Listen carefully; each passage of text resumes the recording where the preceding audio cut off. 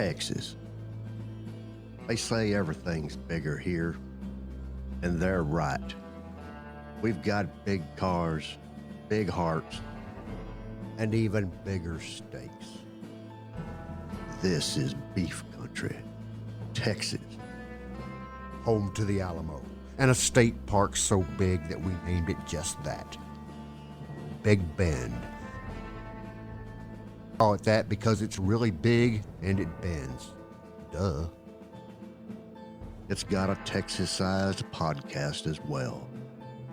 And this is it, right here, Fort Hood's great big podcast. Yeehaw.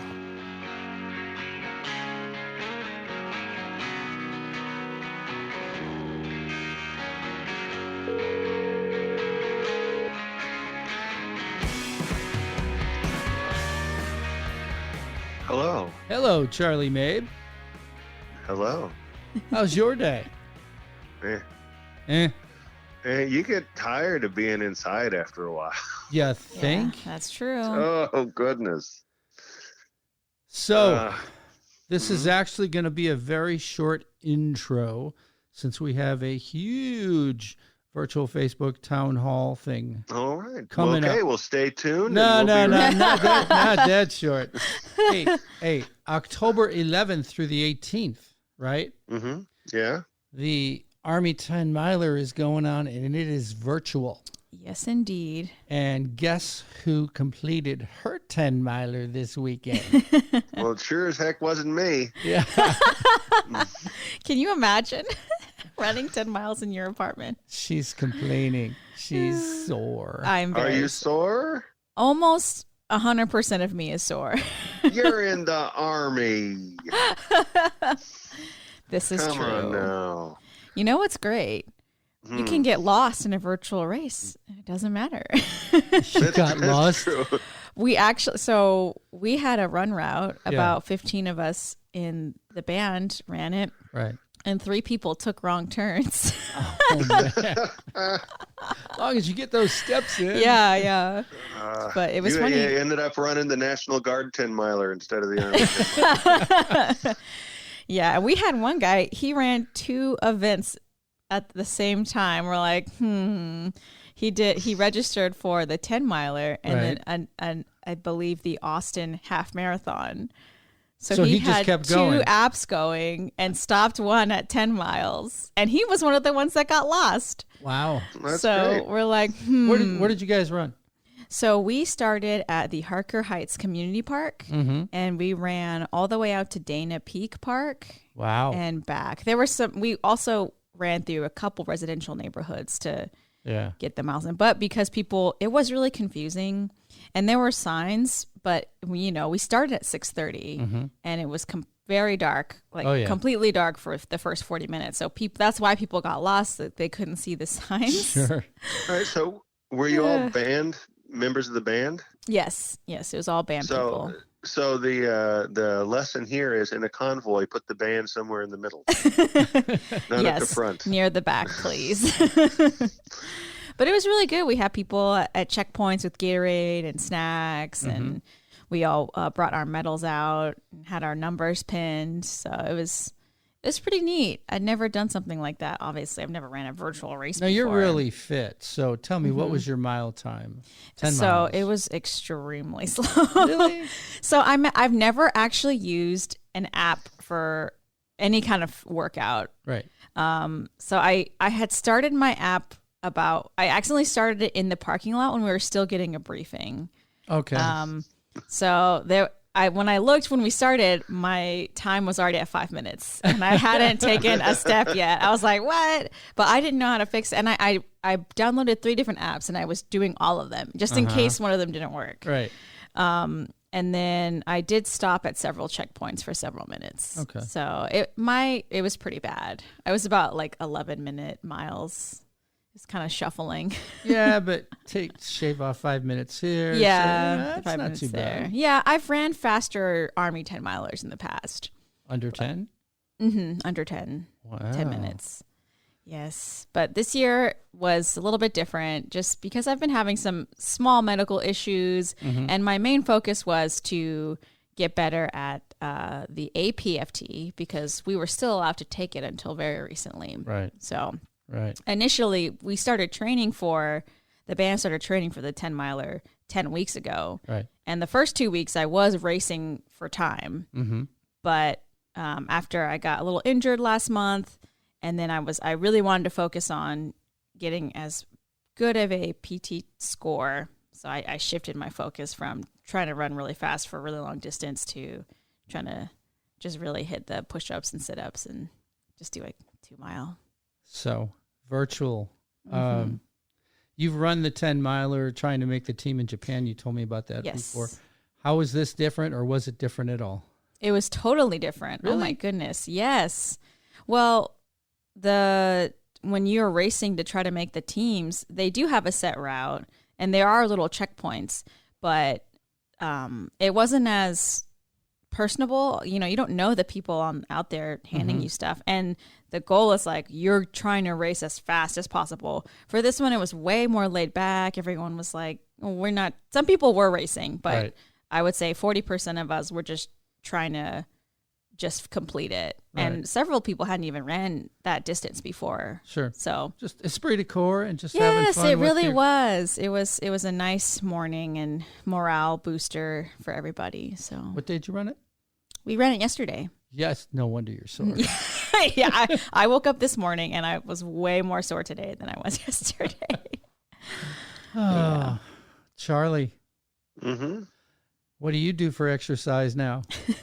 Well, actually, we've been doing there's a video game called Ring Fit. Yes. Okay. Yeah, I know. Brianna's a big fan of that. Okay. I love that game. And a little virtual reality thing called Beat Saber. Ooh, that does get your heart rate up. Yeah, it does. So. Huh. So you can actually work out even though you're stuck in the house. Yes. Yes, but Especially you actually have to be careful with coronavirus working your heart too much because some people have had heart attacks. Oh Yeah. my gosh. Yeah, that would not be a good idea. Ooh. Because some people, not everybody, but some people it does weaken the heart muscle. Mm-hmm. So I have heard that. So, Charlie, we're going to dive into this virtual Facebook town hall. We're going to hear about your PT test. And, Charlie, you got to give me your health update because we want to know. Everybody wants to know. We're going to do that on the tail end of the show. And for now, we have 3 Corps and Fort Hood Deputy Commanding General John Richardson, Command Sergeant Major Cliff Burgoyne Jr., Lend-Lease Project Manager Chris Albus, Fort Hood Director of Public Works Brian Dosa, and Fort Hood Garrison Commander Colonel Jason Westbrook. And they're coming up with the town hall on housing right after this. Masks on for safety, masks on for safety. In the store, we walk in the door.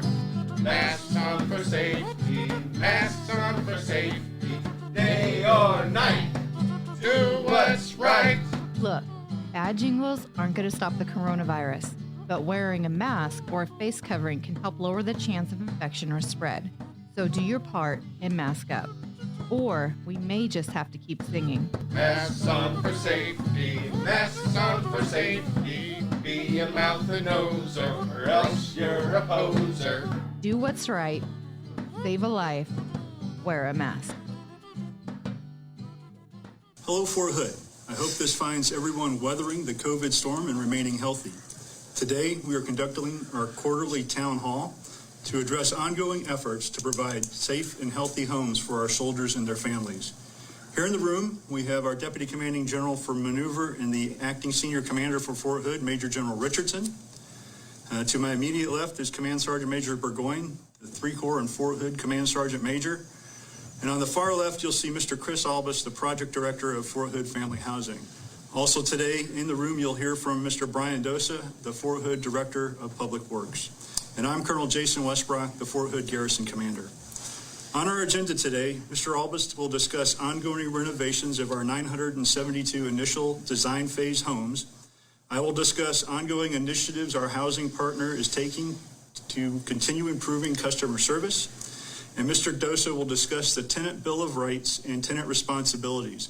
Though these documents were published a while ago from the Army, this is our first town hall since they were published.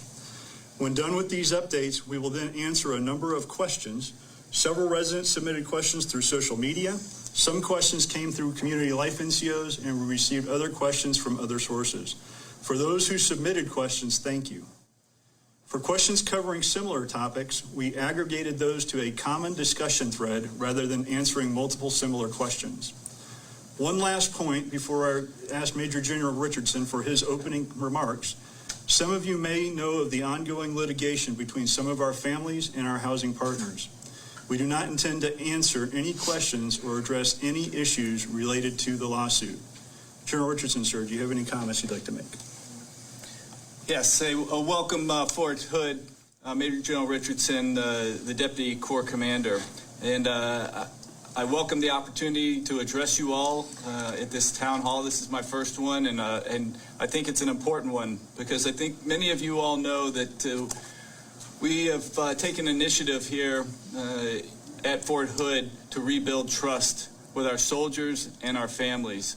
And it's based off of a lot of feedback from the soldiers, families, and then sources outside of Fort Hood that have come here and given us some outside looks and helped us uncover some blind spots. As you know, last week was Action Week for a majority of the installation, and it was an opportunity for the chain of command to reconnect with the soldiers and the families. Many of you may have had squad leaders or platoon leaders come and visit your house and ask you about your concerns. And I think that's very much the direction that we are going with this rebuilding of trust, and that is getting the chain of command back involved in our soldiers and families' lives. And so today, my focus in answering the questions and trying to provide you all some clarification on the way forward is really talking about the chain of command and the chain of command's involvement in helping to mitigate some of the challenges. Because, I mean, we all know the housing here at Fort Hood is some of the oldest housing in the Army. And that presents a challenge for the chain of command and for our partners.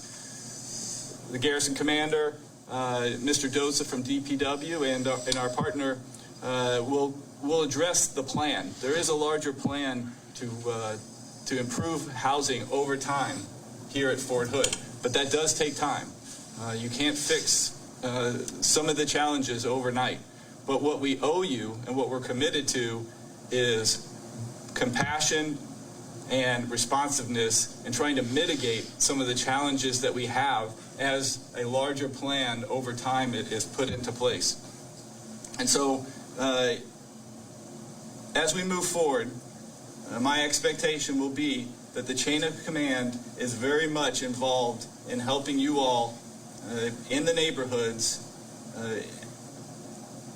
mitigate the challenges that you find. So if you find an issue in your home, not only can you leverage your quality of life NCO from the brigade that's responsible for your housing area, but you will also have access to the chain of command. And the chain of command, my expectation, Sergeant Major's expectation, is the chain of command is there to help facilitate that communication between you all and our partner. And so leverage that. Leverage those squad leaders, those platoon leaders, those company commanders that your family member, your service member serves in those commands. And so that we can act as quickly and responsibly as we can to help fix your challenges in your house. Because you all deserve nothing better, nothing less than the best housing that we can provide. You volunteered to serve your country, and we owe you the best housing, the safest environment that we can provide you here at Fort Hood. And that's our commitment. Thank you. Sergeant Major, you want to make any comments?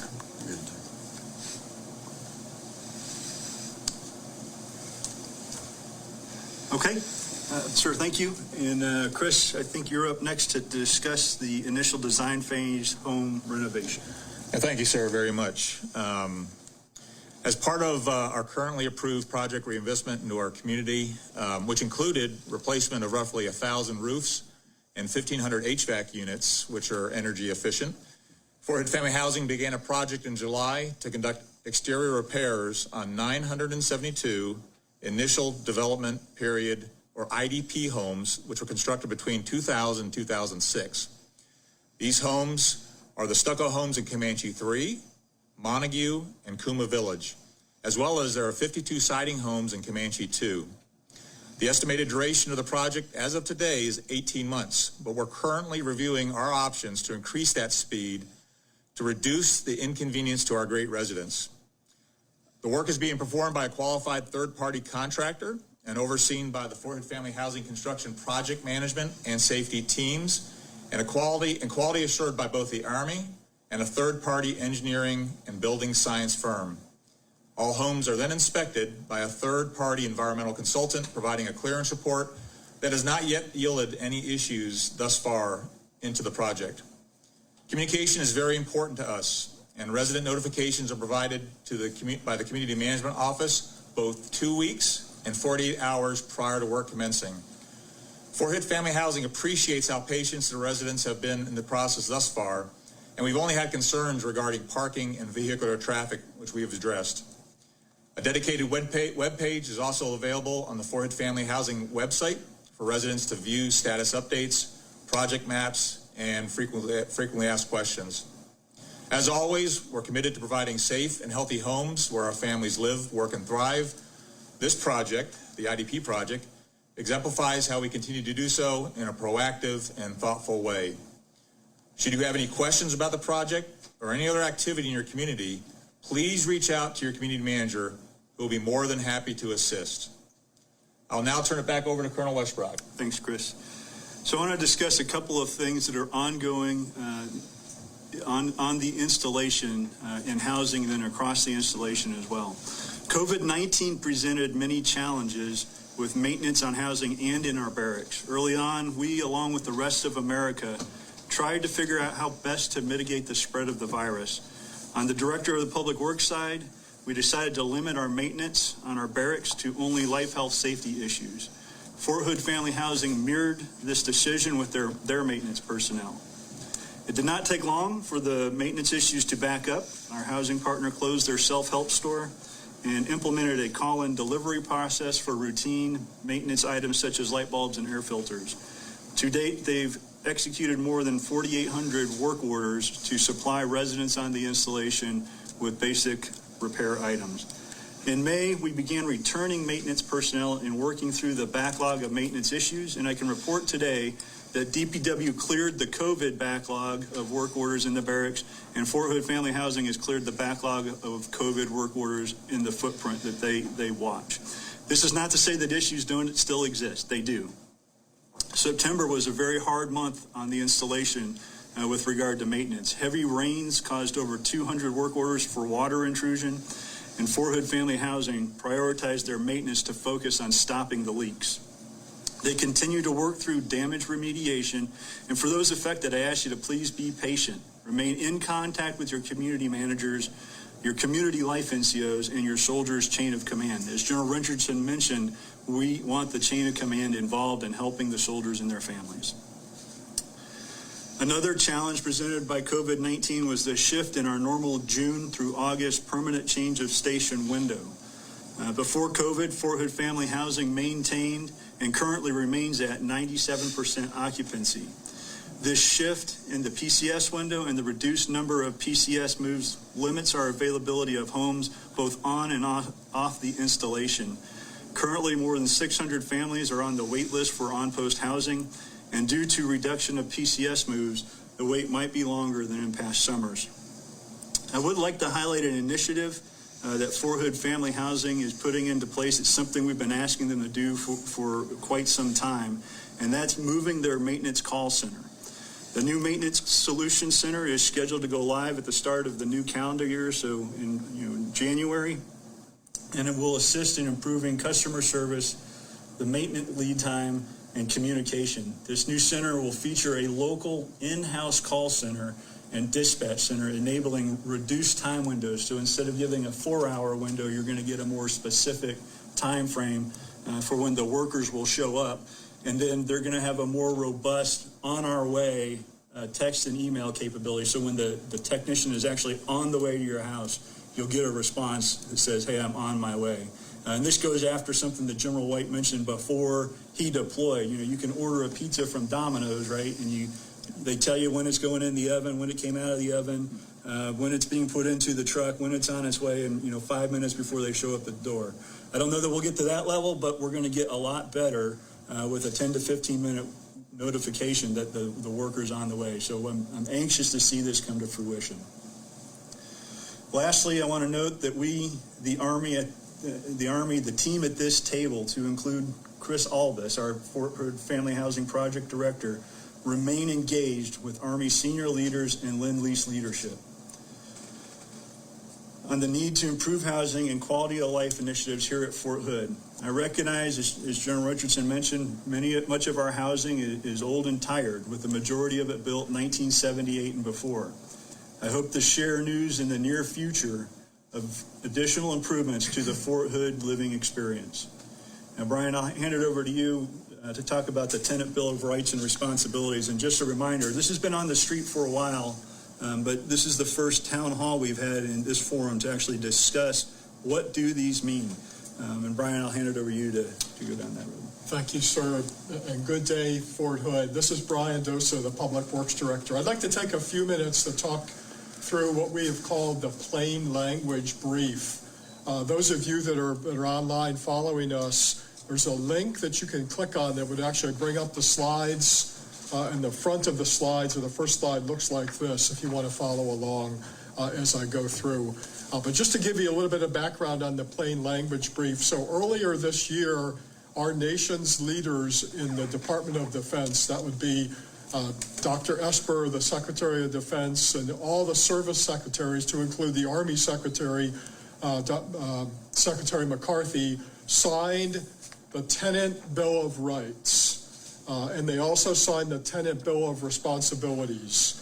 And in a way to try to explain that and roll that out, we've developed something called a plain language brief. And the goal of that brief is to try and explain what can be very complicated in terms of the construct of privatized housing and how you receive service for the home that you live in a way that soldiers and families and people like I can understand.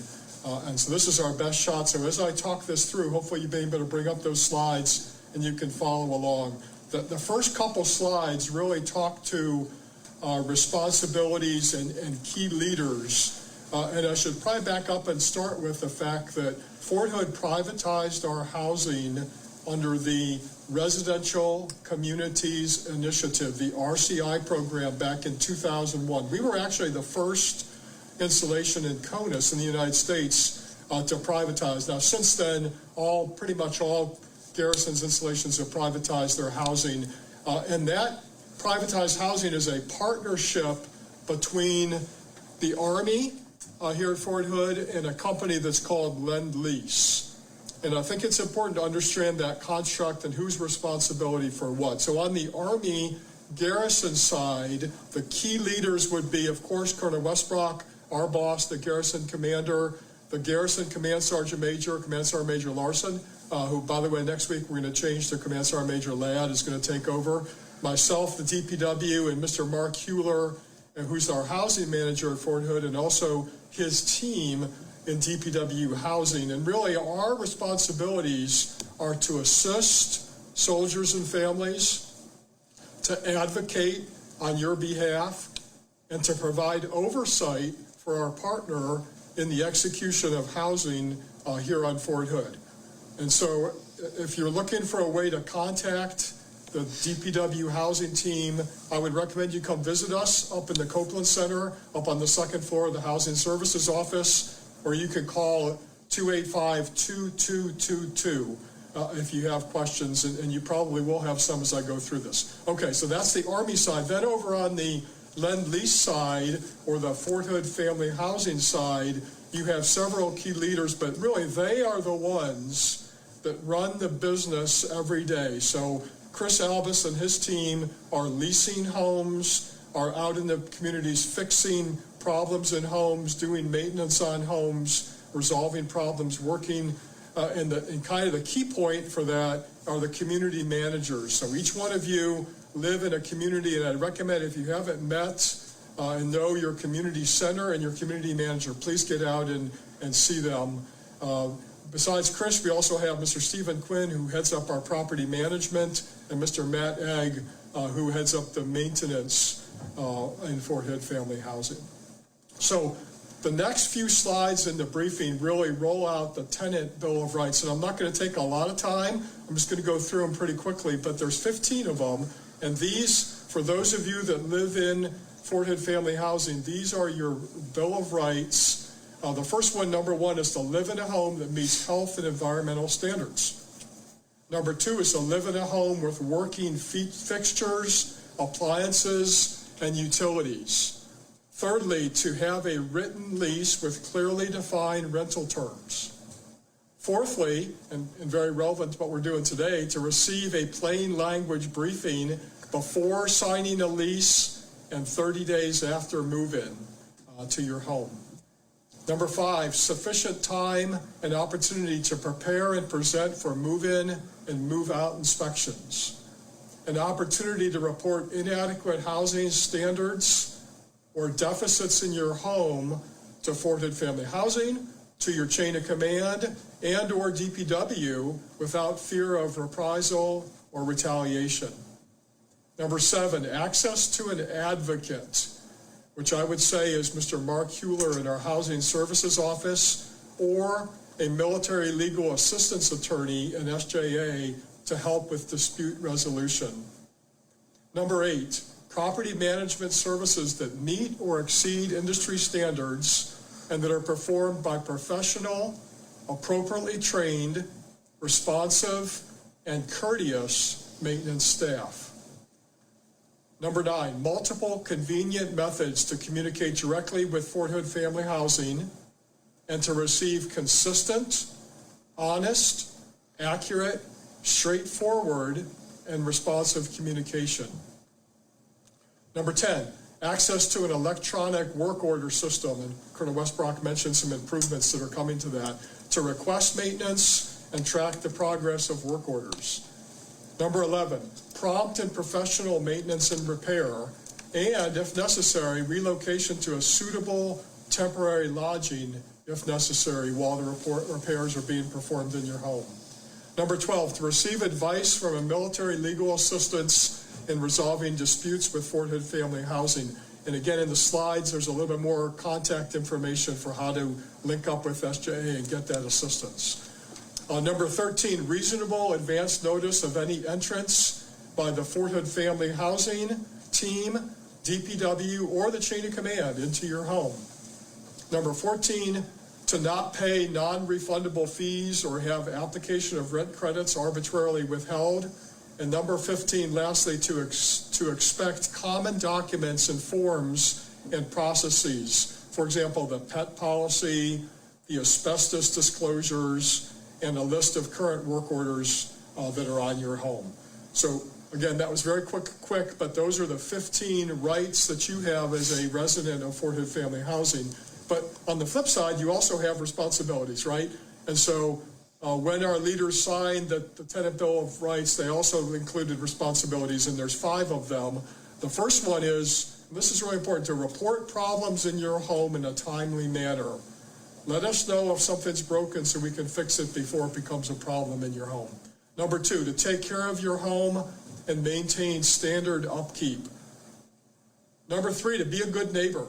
Be responsible for your family and guests that stay in your home. No inappropriate, unauthorized, or criminal activity in your home. And I would refer you to the Fort Hood Family Housing Resident Guide. It's available online and has a lot more detail about how to be a good neighbor. Number 4, to allow Fort Hood Family Housing reasonable access to do maintenance on your home as necessary. And then lastly, I know this is difficult, but to read your lease and comply with the terms. I know it's a thick document with lots of paper there, but read your lease and comply with the terms. So again, real quickly, I went over the Tenant Bill of Rights and Responsibilities. I covered a lot of information. I would encourage you to review the slides, and if you have questions, talk to your community manager, or please come up and visit us in the Copeland Center up on the second floor, and we can go through any questions and try to get them answered for you. So I think back over to you. Okay, thanks, Brian. Appreciate that. It's a very complex topic meant to protect the families and to facilitate our partner doing what they're responsible for doing in the homes. So I appreciate you explaining that to us. Now we're going to transition to the questions that we received. And I'll start with the first one that comes out of Chaffee Village from one of our great community life NCOs. And he asks, is there lawn care available for families with their deployed soldier? And the answer is yes. Right now, I believe there's about 200 people participating in this program. This will become very important for 1st Brigade as they ramp up and get ready to head out the door. But if you're a 1st Brigade resident living in Fort Hood family housing, all you have to do is contact your community manager, give them a copy of your deployment orders, and they'll set you up in the program so that while you're deployed, your spouse doesn't have to worry about mowing the grass. Okay? Brian, you want to take the next one on the dogs? Yeah, so this is a great question that came in from one of our community life NCOs, but, what's the best way to resolve barking dogs? Nothing more annoying than a dog barking, especially at night when you're trying to go to sleep. So I would say, number one, please try to resolve the issue directly with your neighbor and ask them to help you with that barking dog. If that's not working or not possible during normal hours, I would ask you to go to the community center, recommend that you talk to your community manager. But certainly if it's after hours and you can't resolve it, by last resort, I would encourage you to call the MP desk at DES and get them involved. Certainly don't want you staying up all night listening to a barking dog. Okay, thanks, Brian. The next topic really is a pretty big topic, right? It's asking about is there any further discussion at upper tier levels for upgrading or replacing outdated leaky windows, air conditioning units, and roofs? And I can tell you that I spend a lot of time talking with our partner, with leadership, about the need for this to happen. Over the past 3 years, I can tell you that our partner, Fort Hood Family Housing, has replaced over 1,500 air conditioning units on the installation. So to put that in context, right, they're responsible for 5,600 homes, 5,614 homes on the installation. And so that's more than 25% of them that they've replaced. And that's in all of the villages within the property.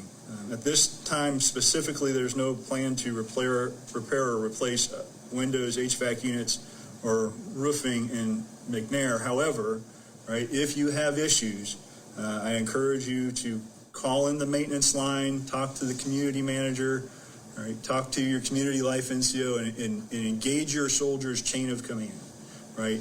Just because there's not a long-term plan to do major renovations in McNair doesn't mean that they're not fixing problems in that housing area, right? But you have to call in the work order so that they have visibility of the need to fix something, and then follow up with the chain of command, follow up with the community life NCOs, and follow up with your community managers so that we can all actively engage to get the problems resolved quickly. So I can take the next couple questions here, I think. The next one is about community offices and when the facilities are going to reopen for full access by our residents. And so, as Colonel Westbrook explained at the beginning, we continue to navigate through the COVID situation here on Fort Hood, trying to make the best decisions to keep our soldiers and families safe and healthy. And so currently the offices are closed.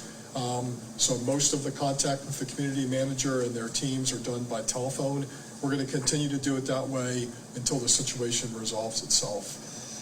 Related to that is our self-help store. So the question that came in was, do we have a self-help store and what items are available?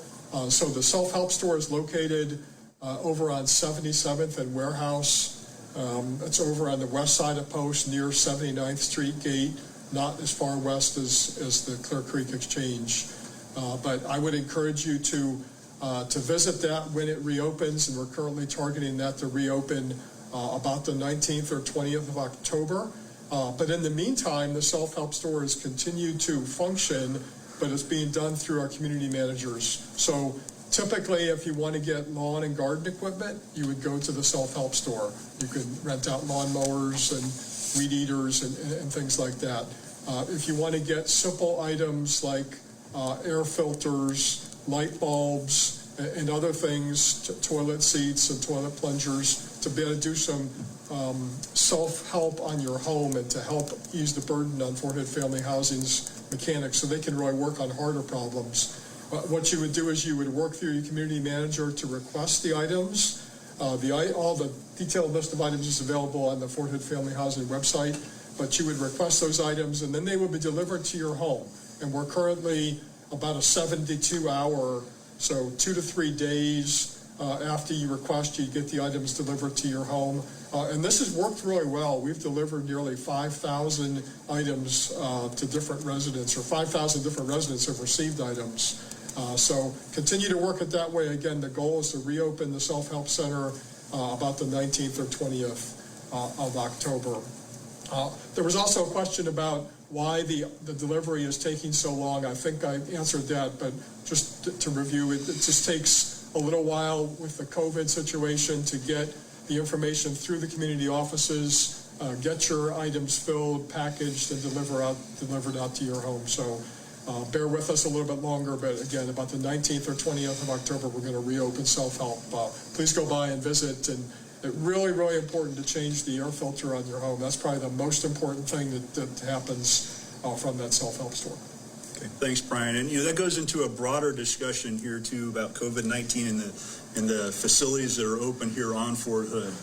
So we've done a really good job at the beginning closing down facilities and making sure we mitigated the spread. And then as we ramped up training at the beginning of June, we began to reopen facilities to help support soldiers and their families as they went back to work and as they started training with the Army. So, for example, we opened up 4 gyms on the installation. I know it's important to Sergeant Major Burgoyne here, important to me that we get more of those opened up. So, for example, next week we're going to open Harvey Gym and Iron Horse Gym.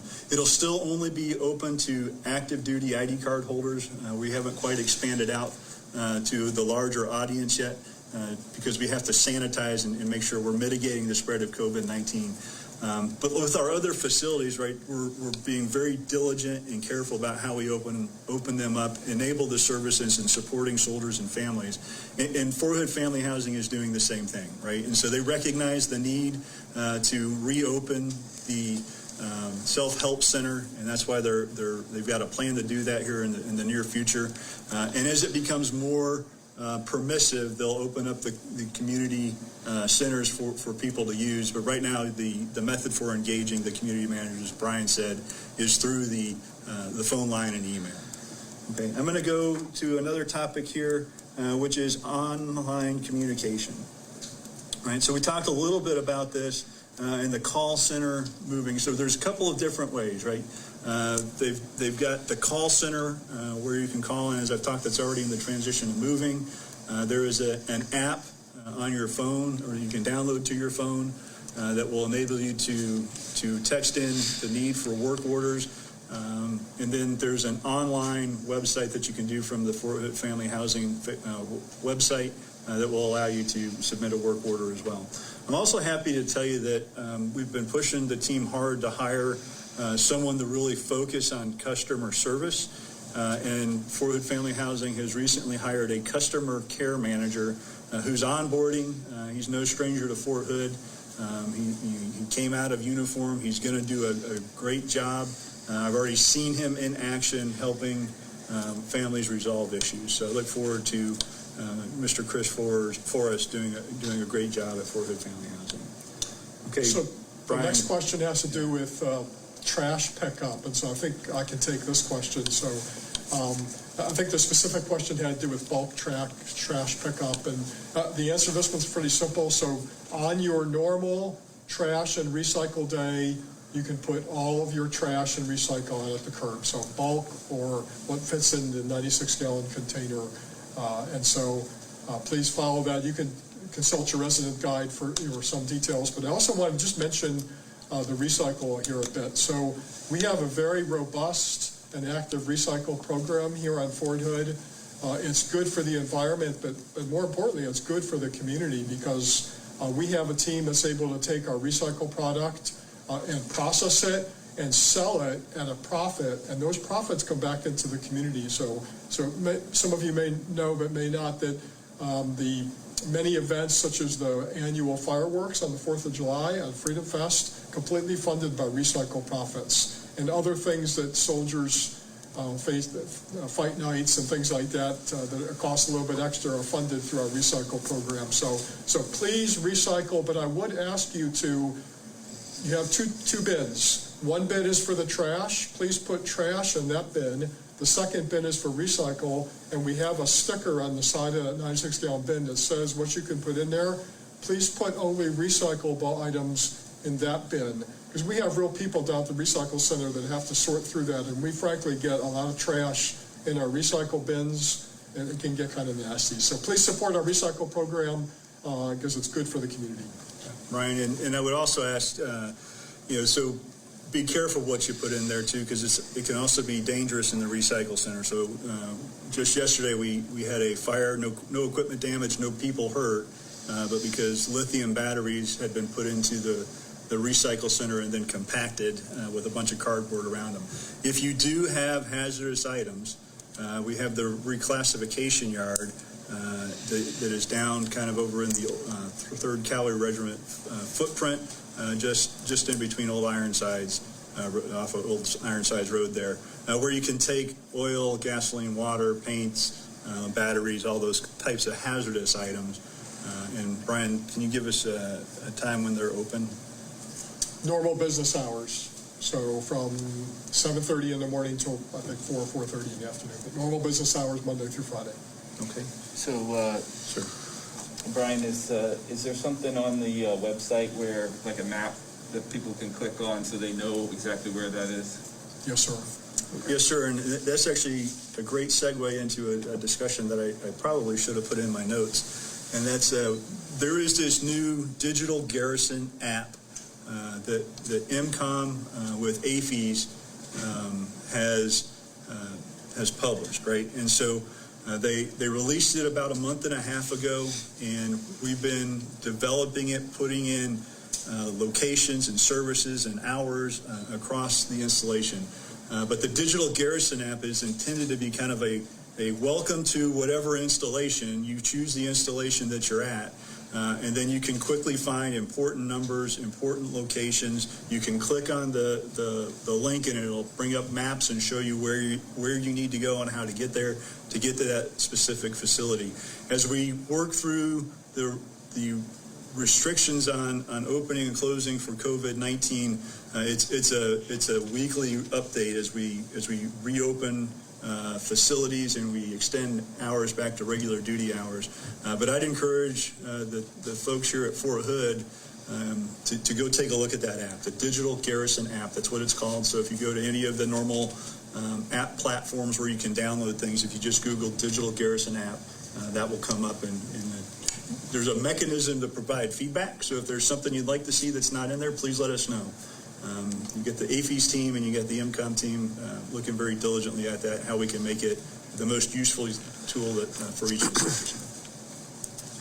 Okay, so the next topic we have here is when will trees be trimmed going through power lines or touching roofs? So trees here continue to be a challenge, especially in some of our older neighborhoods where we have very mature trees that grow fairly quickly. Our partner, Fort Hood Family Housing, has gone through and assessed the trees. They've, much like they do work orders, they've labeled them as priorities 1s, 2, and 3s, and they're now working through trimming and scaling back the priority 1s and 2s, and they anticipate they'll be done with that by the end of this year, so by the end of December.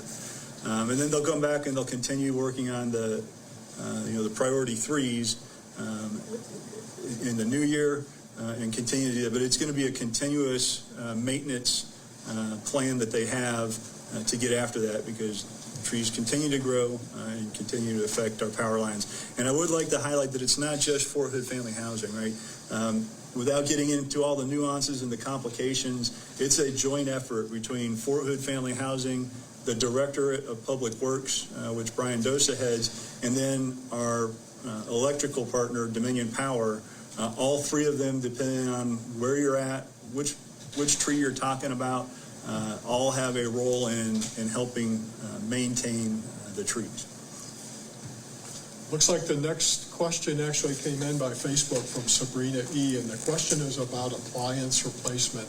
When can appliances be replaced when they're clearly broken, but housing just keeps duct taping over and thinking it's okay? So we treat, Fort Hood Family Housing treats appliances like any other item in the house. And so if your appliance is broken, you would call in the work order desk, and we would have somebody, a technician, come out to the house and determine what the issue is. And then if it's deemed repairable, that would be the first course of action. And if it's not repairable, then, or had repeat issues, then we would look to replace the appliance. And so, Sabrina E., I would encourage you, if you have concerns, hopefully you were speaking of duct tape as just a term, not actual duct tape, but if you have concerns with your refrigerator or your dishwasher or your stove, that you would use the dispute resolution, problem resolution process and work through your community manager up through Fort Hood Family Housing and your chain of command if necessary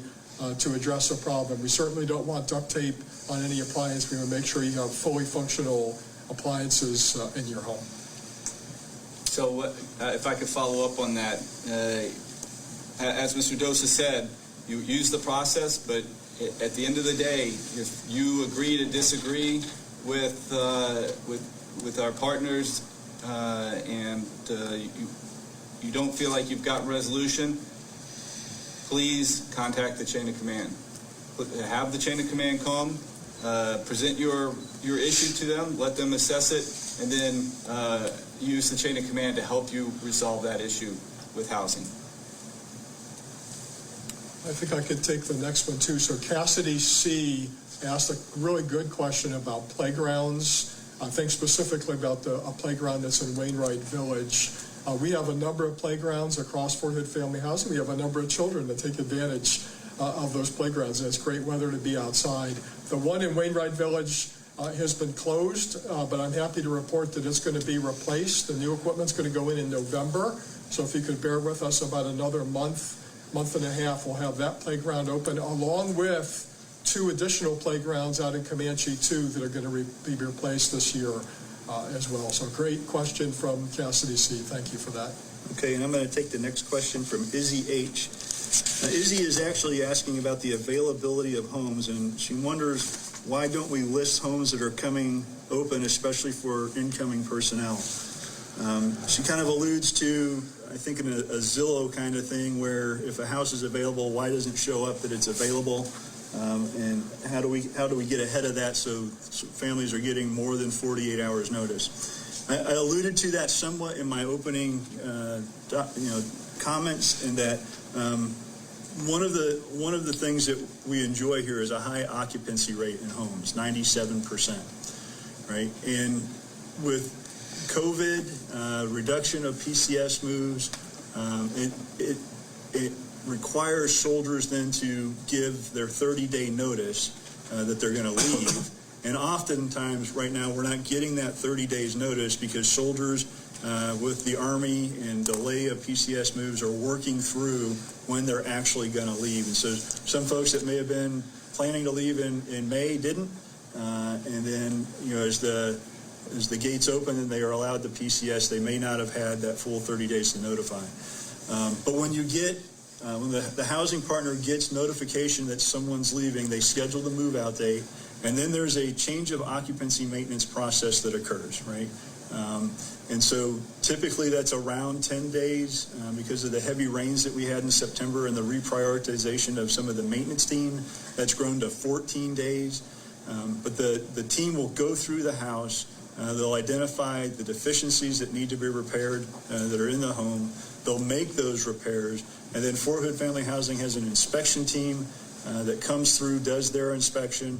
And more importantly, our Housing Services Office has dedicated inspectors on the Army side with a checklist that's a standard checklist across our Army provided by Installation Management Command that they go through the home with to ensure that the home meets the safe and healthy living conditions that the Army expects. And if there's any deficiencies, they raise the deficiencies back to Fort Hood Family Housing so they can be addressed. And not all homes get past the first time. And our team has failed homes, and Fort Hood Family Housing has come back and fixed those deficiencies. And one of the changes that we've had that's actually been beneficial is we shifted. We used to get our inspection team after the house was already sent out for leasing. Now we're before the house is sent to the leasing team, so we can make sure the maintenance issues are fixed before the house even goes out for leasing. And that way, when the house moves into the leasing area, we know that it's a safe and healthy home for the families. But the bottom line is it's a very short turnaround window. We're not getting a lot of length in notification. And if there's some more maintenance that's required that will keep it longer than the 14 days, that could possibly delay why we're notifying families in such short time. So I'd like to, if I could, Yes, jump sir. on that answer. And so Human Resources Command right now, as we start PCSing soldiers across the Army, they are authorizing up to 90 days early report authorized. And so on a set of orders, for example, it will either say 30 days, 60 days, or 90 days. And we're getting that. And so soldiers are getting out of here quicker than normal. So they're receiving the orders and they can report 180 days. But however, they're taking the 90 days early report authorized. And then the Chief of Staff and the SMA of the Army are also looking at stability. And so if you look at stability for a staff sergeant, that also affects some of the housing areas as far as how long folks stay here. And so our staff sergeants are not moving after 24 months. And so we're looking at that. And so that may add to certain neighborhoods across posts. That's right, sir. Major. That's good not only for the soldiers and their family, but for our units to keep the longevity of the soldiers in there.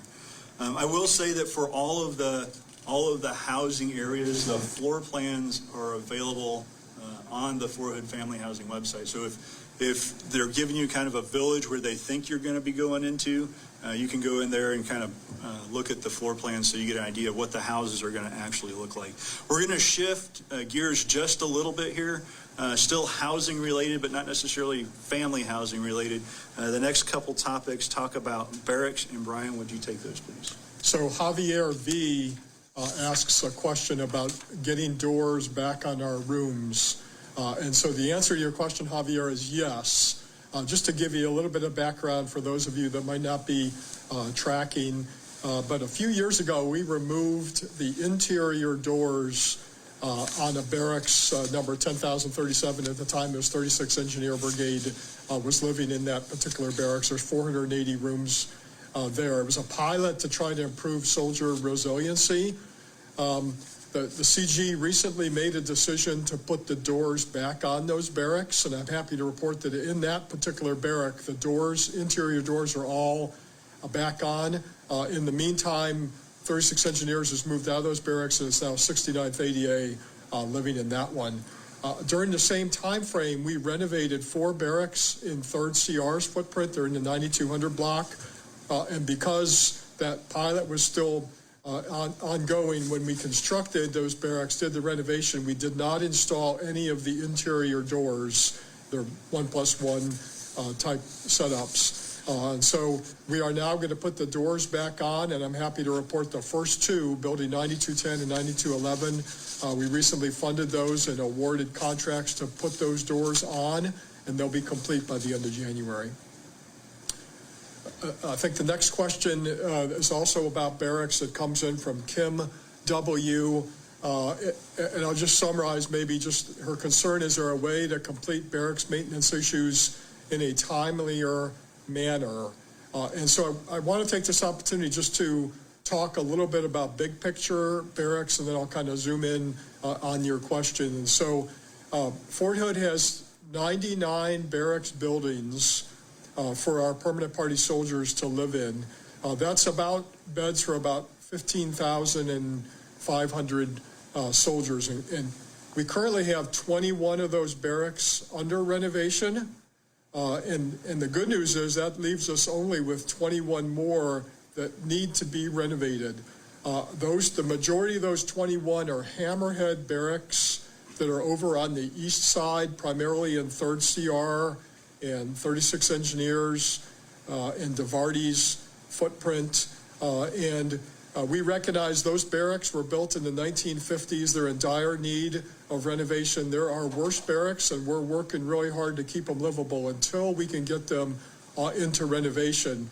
But the good news is that the Army's facility investment plan, which is something that looks out over the next 10 years in programs, MILCON, Military Construction Army, and renovation type funding, is programming about $375 million to do those renovations over the next 6 years. So we're going to have to live with those hammerheads a little bit longer.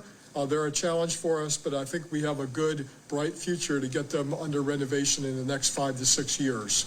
I also mentioned that the Facility Investment Plan, the FIP, also programs more than $400 million to build 7 new barracks on Fort Hood, because we have a deficit in barracks beds or spaces of about 3,000 here on Fort Hood. So, taking into consideration all the barracks that we've renovated in the last 10 years, which is about 47, there's been a significant investment of taxpayer dollars into barracks at Fort Hood, about $500 million. And so we're working really hard to keep our good barracks good.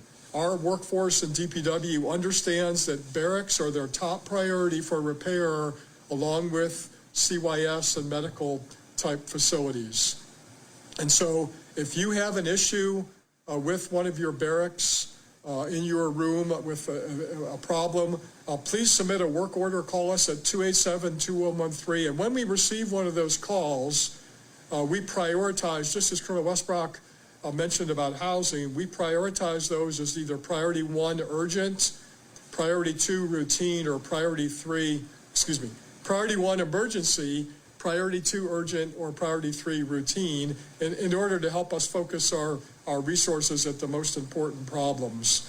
And so I just was reviewing recently some of the statistics for the month of September, just to kind of to provide some context. We received about 2,100 work orders. We call them DMOs, or demand maintenance orders, on our barracks. And about 300 of those were priority 1 emergencies. And as I reviewed the statistics, our completion time for priority 1s is averaging about 1 day, which is very good. The priority 2s come in at about 11 days, and the priority 3s at about 32 days. And so that, given our workforce and the resources we have, that's kind of what you should be expecting. We're going to get after those priority 1 emergencies right away and get them fixed. Priority 2's next, and then the priority 3s. So I'll conclude by reminding everybody, if you have an issue in your barracks with the facility or in any building across Fort Hood, please call 287-2113 to report it. We have a work order desk that's manned 24/7. They will take your information, get it in the system, and we'll get out and get after it as quickly as possible. Brian, I'd like to add to that. He talked about a phone number that you can call, but listen, your sergeant, for those living in the barracks, your sergeant is responsible for you and your barracks room. And so get your sergeant involved, and if your sergeant's not doing it, you can call me, and I'll come take care of it, and I'll be your sergeant. Thanks, Sergeant Major. So I'm going to jump over to a question from Lorena M., who asks about the Pershing Park gate. So several months ago, we had complaints from residents that people were cutting through Pershing Park because you could skip several of the stoplights on Fort Hood Street by cutting through Pershing Park there. So we closed that gate. Lorena, I heard you. I've heard in a couple different forums that people want that open back up. So I directed DPW and DES to open that back up. I think you'll see it open. If it's not open today, by end of the day tomorrow morning, or tomorrow, that gate will be open. So appreciate that comment. Ashley W. asks about flooding and sewage issues in her house. And Ashley, as we went through these questions, I appreciate you bringing this to our attention. I had the team look into your specific issue. I think there's some more work that needs to be done to fix a pipe. I think they were out there yesterday at your house putting a camera down the pipe to make sure they understand what the issue is and how to fix it, and it's going to have some more extensive work that needs to be done. But I ask you, please remain engaged with your community manager. Please let your soldiers' chain of command know that this is an ongoing issue, and more importantly, if you have any other flooding issues, immediately call the work order line, the maintenance line, so that we can get somebody out there to address that for you. And Ashley W., I feel for you, because in my last house at Fort Bragg, I had the same problem, and it was very frustrating. And I didn't feel like there was a responsiveness that should have come with the issue, because that's just not a safe and secure living environment to have sewage backing up. And the guidance I got was put baking soda and vinegar down there and fix it yourself. Well, we owe you better than that. All right. So hopefully you've already contacted the chain of command. Make sure that they're involved so that you hold us accountable on this, because we got to get this fixed and fixed fast for you. And if your chain of command doesn't, well, keep working it up, and the two of us are at the end of the line of that chain of command, and let us know if that's not fixed in the next few days. Thanks. Sir, thank you. I can take the next question. Matthew S. asked a question about move-in standards for his family's home, and there's a little bit more to it. I'm reading in the question that they had concerns with the quality of the home as it was turned over to them. And so, yes, the answer to that question is we have an Army published standard that we use here at Fort Hood, and Fort Hood Family Housing, as they do the change of maintenance, they are working to that standard, and then our DPW quality assurance inspectors that inspect the home after the COM is completed are inspecting to that standard. So the standard is very clear. Many of our homes meet the standard the first time, but we have failed homes that have not met that standard and returned the home back before it goes into leasing to have the COM team work it again.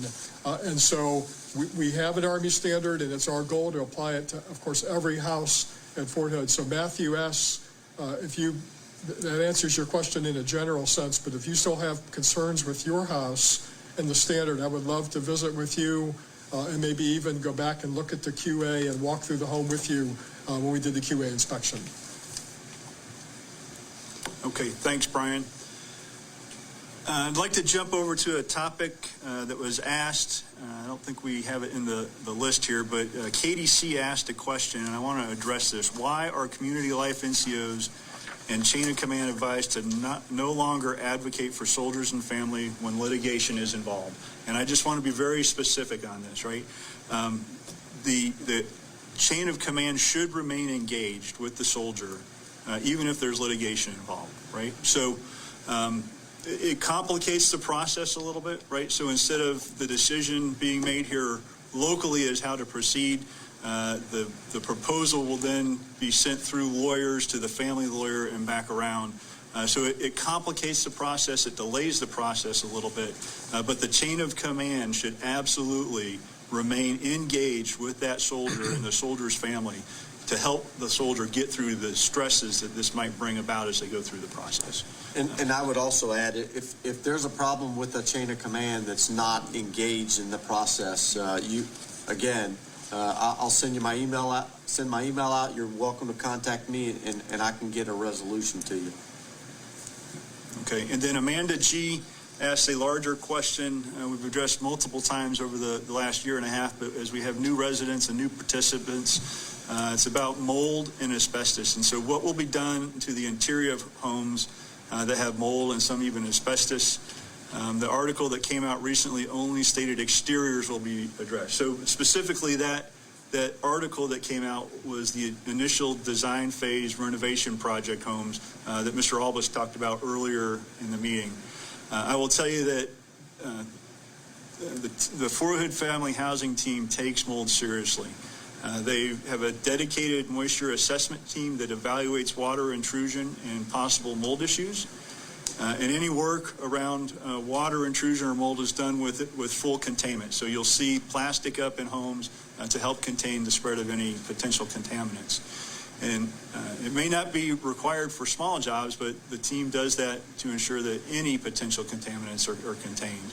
And the work is done according to industry standard guidelines to include cleaning or replacement of material when necessary and when required by law, right? So if it's over 25 contiguous square feet, Texas law requires the Fort Hood Family Housing Partner to hire a remediation contractor and consultants to do the assessment and repair on those jobs. When we go to the topic of asbestos, it's a little bit different rules governing that. But Fort Hood Family Housing has over 100 certified technicians to work on Class 3 asbestos repairs. And while they're working on their asbestos survey reports that identify suspect buildings and material, we have a number of homes on the installation. And really the 1978 date is really the important date because that's when in the United States they said you can't use asbestos-containing material and lead-based paint in homes. And so we have a number of those homes on the installation. Right? Now they've met the Corps of Engineers that come in. They've done studies, analysis. It's encapsulated. But when you see issues of the chipping paint, those types of things, you need to report those to Fort Hood Family Housing so that they can come in and continue to mitigate the asbestos-containing material or lead-based paint. So all work done here when it comes to asbestos-containing material is done by a third-party contractor.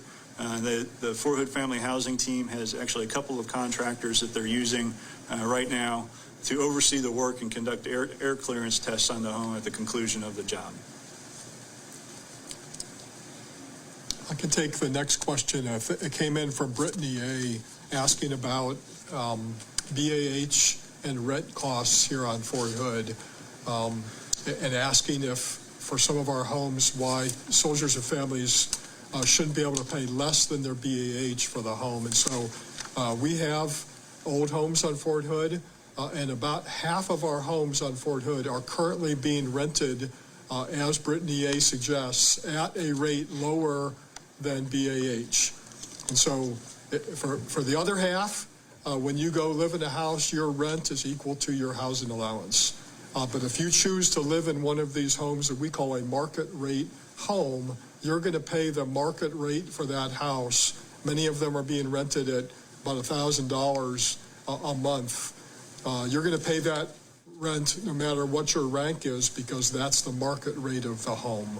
And so I think that, as Brittany A. points out, that's a good deal for soldiers and families because they actually get to keep some of their housing allowance and maybe save that up.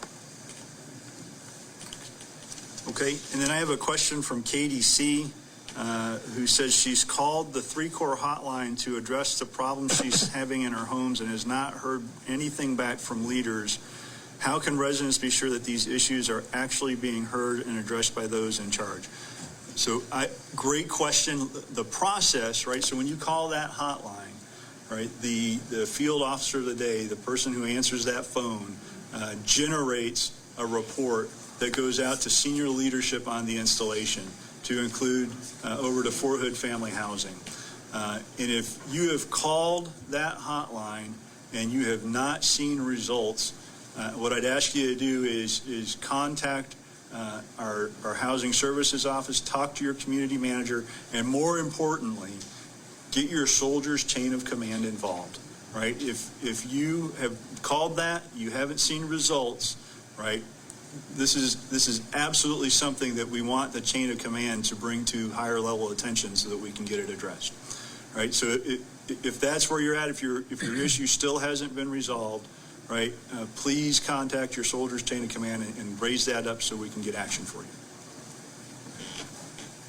Sarah Kay asks a question about our reinvestment account, and I will take this one. So without going into the financial details of Lend-Lease, which is a private company, Fort Hood Family Housing is self-funded through the revenue generated from rents or from housing allowance. And all excess money after the project expenses are paid is deposited into what we call a project reinvestment account.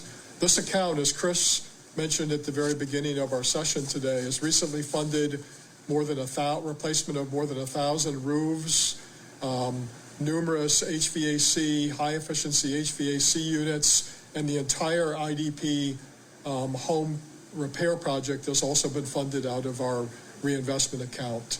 So we're looking forward to many more upgrades in the future, and we're working with Army and Lend-Lease leaders at trying to increase the funds in the reinvestment account.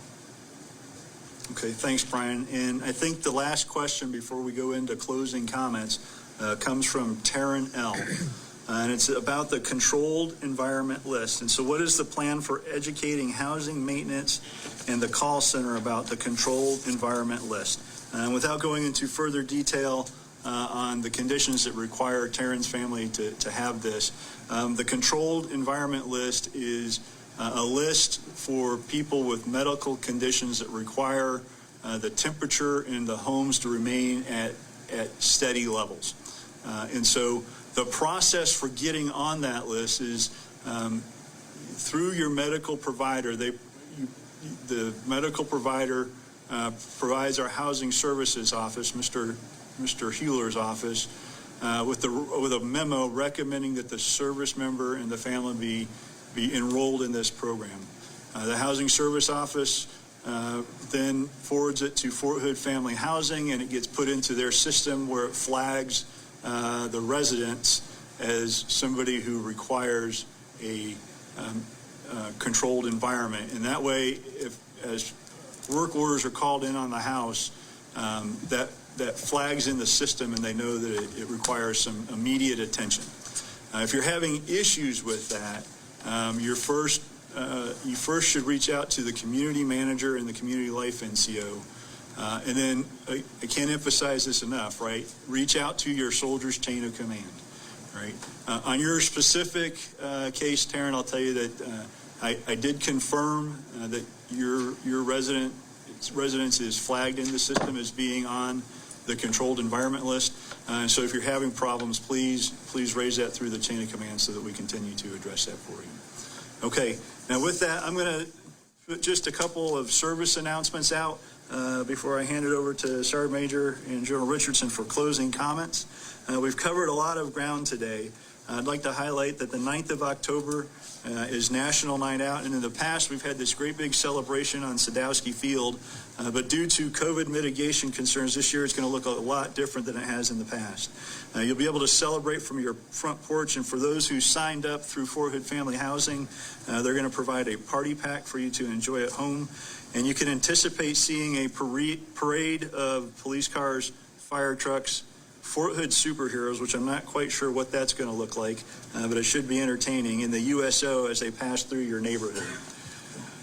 Finally, Fort Hood's going to follow suit with the city of Killeen and allow trick-or-treating on Halloween, the 31st of October, from 6 p.m. to 8 p.m.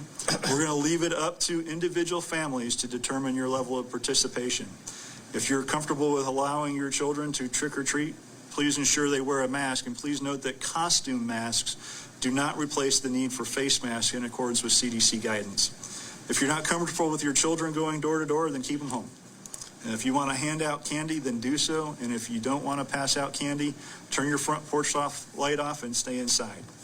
As I said, we covered a lot of ground over the past hour. Undoubtedly, we'll receive many comments when this goes up on Facebook, and I hope they remain constructive. If you have maintenance issues for Fort Hood Family Housing, please note that they're remaining very dedicated to resolving those issues in a timely manner. If your maintenance issues are not resolved, again, as we've said multiple times, right, your community managers, your community life NCOs, and your soldiers' chain of command are your ingress point for solving problems. Sir, I'll turn it over to you or Sergeant Major for closing comments. I'm going to allow the Sergeant Major to make his closing remarks. Yeah, so, it's a common theme across the board, and it's not just here at Fort Hood, it's across the Army. And so, we're working through a lot of issues, and the trust issue is where we have to get after. So it's not just housing, it's not just barracks, it's everything. And so the trust is what we're trying to get back, and we're going to do it. The one thing I didn't hear about in a question is lawn care.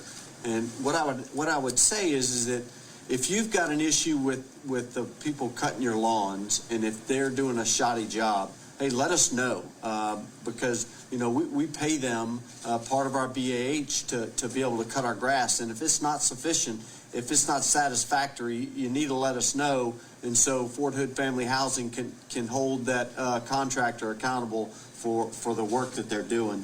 And then we've said it multiple times across here, hey, get the chain of command involved, because my job is to make sure that leaders are held accountable for results. And that's what we're doing here at Fort Hood, myself and General Richardson and everybody here, all the leaders at Fort Hood. We're going to hold the leaders accountable for results.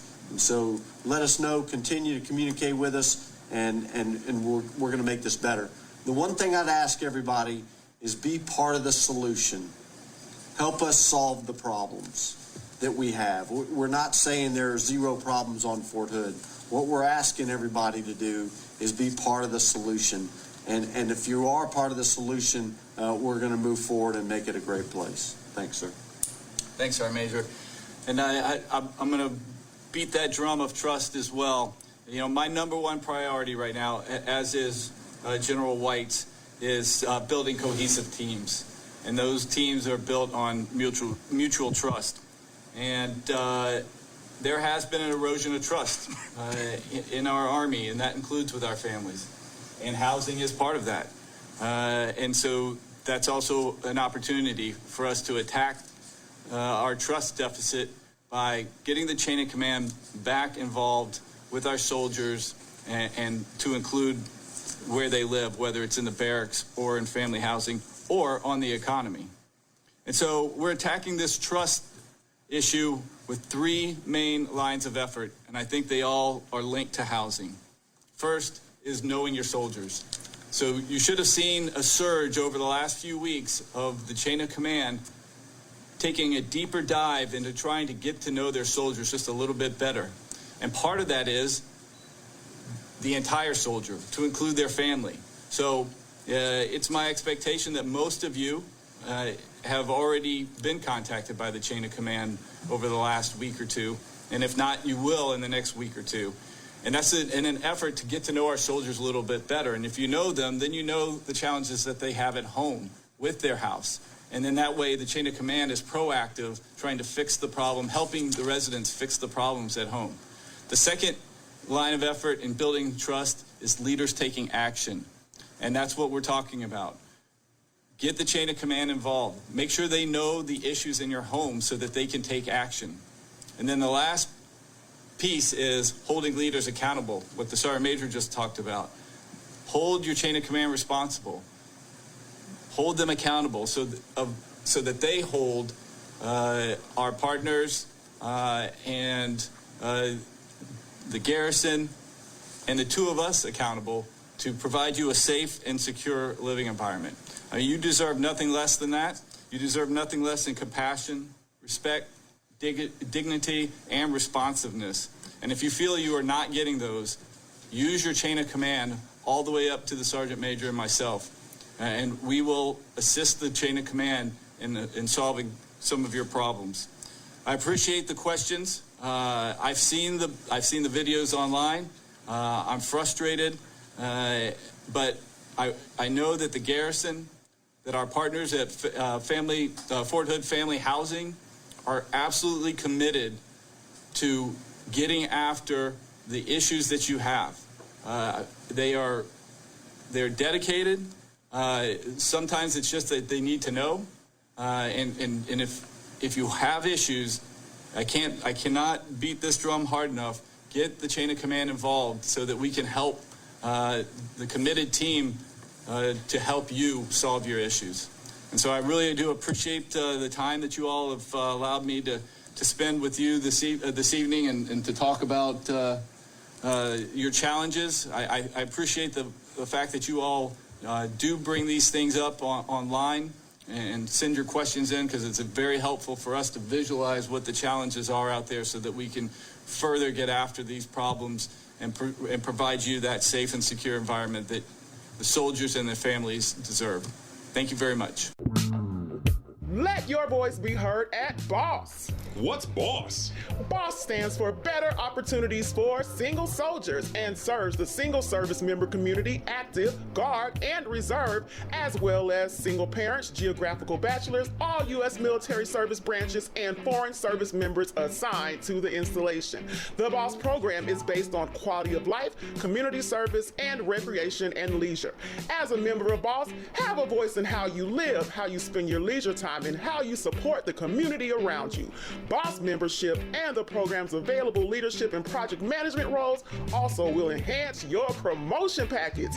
For more information about how you can become a BOSS member, visit our website at hood.armymwr.com. Fort Hood's Great Big Podcast, now available at those fancy schmancy streaming sites.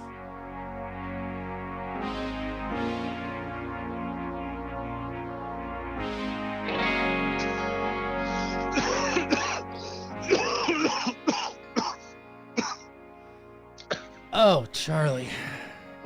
So it's a dry cough, right? Yeah, it's dry. Yeah. That's our health update.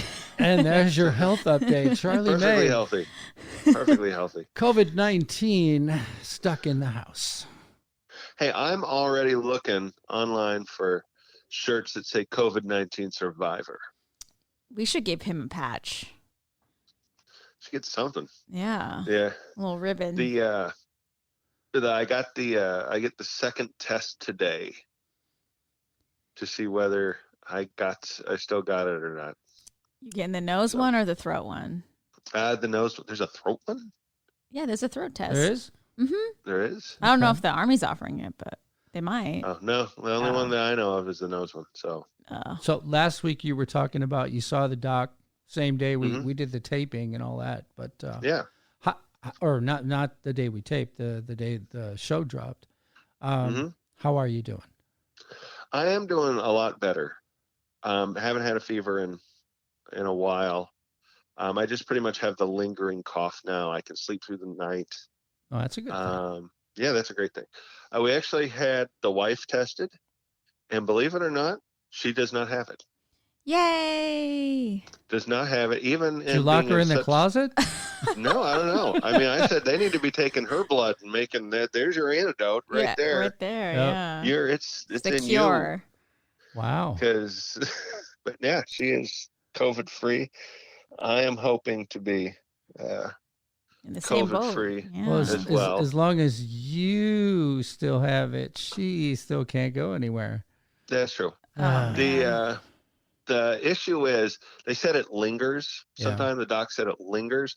So even though I'm not like transmissible and I'm feeling great, you can still come back with a positive test. Wow. And it's kind of like the groundhog.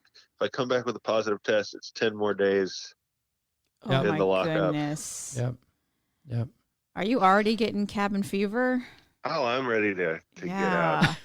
Could you imagine? Ready to get out. Well, you got a lot of things to do, right? Yeah. I do. Well, we wish you luck on your test. Study hard. It is so uncomfortable. Speaking of tests, you not only did a 10-miler, but yes. just prior to that, you did do your PT test. I did, yes. How'd it go? I did really well. Yeah? I did better than the previous one. So I think it's actually one of the highest, if not the highest score I ever made. Okay. Wow, fantastic. Yeah. Best shape of my life or something like that. So all those 22 a day push-ups helped. Yes, they really did. I did the most push-ups I've done since 2014. Wow. So, yeah. It felt really good. Army strong. Yes. I'm a little sad. I didn't make my goal. So my goal was 90 in each event. Because you can get a fitness badge if you can do that. And I have gotten 90s and 100s in each event, but never all at the same time. Okay.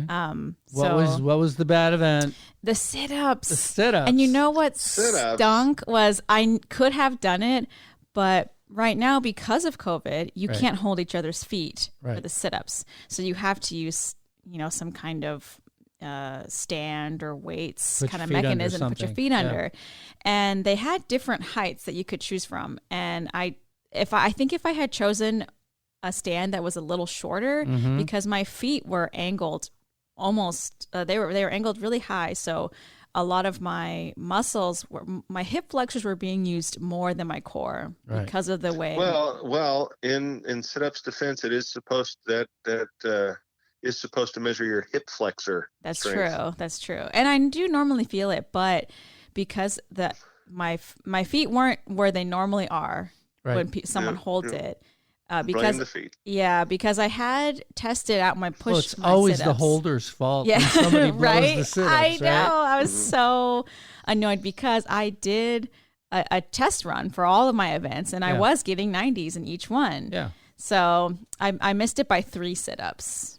Wow. So it eluded me, but that's okay. I still got a really good score. It gives you a goal. Yes, it does. Well, I have to have a new goal now because of the They switched ACFT. it up on you. Yeah. I can no longer take that event Well, unless now the it's a Army personal changes goal. it. Yes, it's a personal goal. So, Charlie, whether you are here or not, hopefully you're here soon.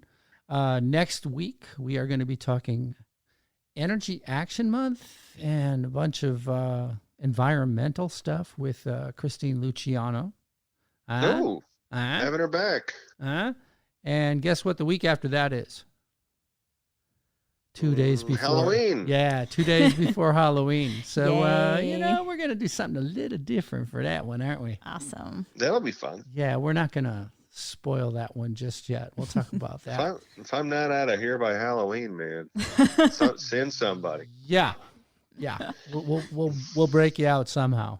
Yeah, please. But Brianna, I think we're at that point. Okay. Why don't you take us out? All right. Well, thanks for tuning in, and we miss you all. Wait, no, that wasn't right. Charlie. We miss you all. Well, Charlie, we miss you. And our viewers. And that's how we got to end it. Started with a cough, ended with a cough. Got any more, Charlie? Yeah. Got Trying me not fired to. up. Oh. Hang in there, bud. All right. Bye, y'all. Bye. Driving down the road